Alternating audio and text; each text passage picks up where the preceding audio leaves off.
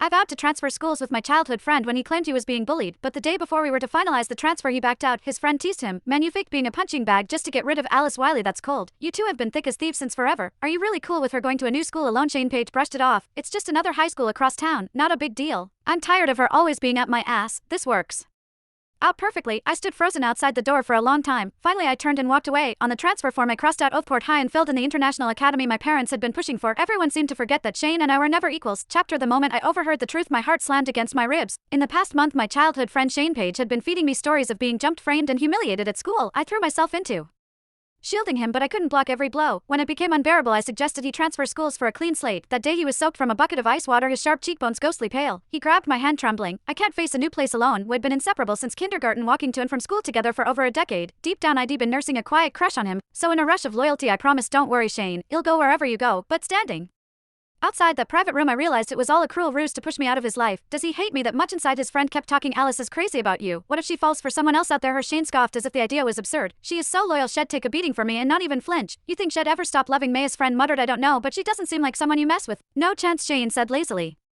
"Our school is full of rich kids, but has she ever given any of them a second glance?" His tone dripped with disdain as he continued, "She is always up my ass. It's annoying." The room burst into laughter, sharp and mocking. I wanted to run, but my feet felt rooted to the floor, forcing me to endure the humiliation. One guy clicked his tongue. "First time I've seen someone push away a girl who is crazy about them. Respect, bro. But if you're sick of her, why not just tell her? She doesn't seem like the type to pester you." Shane frowned. "She is too intense. Being straight with her wouldn't be that easy." He paused, then dropped the real bombshell. "Besides, Esther gets all torn up whenever she sees Alice. She only feels okay when in there to hold her hand. I'm doing this for Esther's sake. Alice will just have to deal with it for a bit." It clicked like a puzzle snapping together. Shane started faking the bullying just a week after Esther Howell was transferred to our school. "You sly brat, a new girl shows up and you're already whipped." Someone chuckled. "But Esther has got that fragile damsel in distress vibe. Guys eat that up. Unlike her, Alice is sharp and always has that icy glare that keeps everyone at arm's length. No matter how gorgeous she is, that's a tough sell." The others piled on, tearing me apart like sharks on a feeding frenzy. Shane didn't stop them or defend me. He even nodded along, agreeing with their jabs. My heart sank into a dark, throbbing abyss. For a fleeting moment I wanted to knock down that door and demand answers. Why did he lie? Did he feel even a flicker of guilt watching me get hurt for him? Did our years of friendship mean nothing? But my mom's words echoed in my mind. "Don't waste energy on pointless battles. People don't turn rotten overnight." In the end I turned and walked away. Chapter: The pain crept in slowly. I could have shrugged off a friend's betrayal, but Shane had crossed that line, blurring the boundaries between friendship and something more. That made the cut deeper.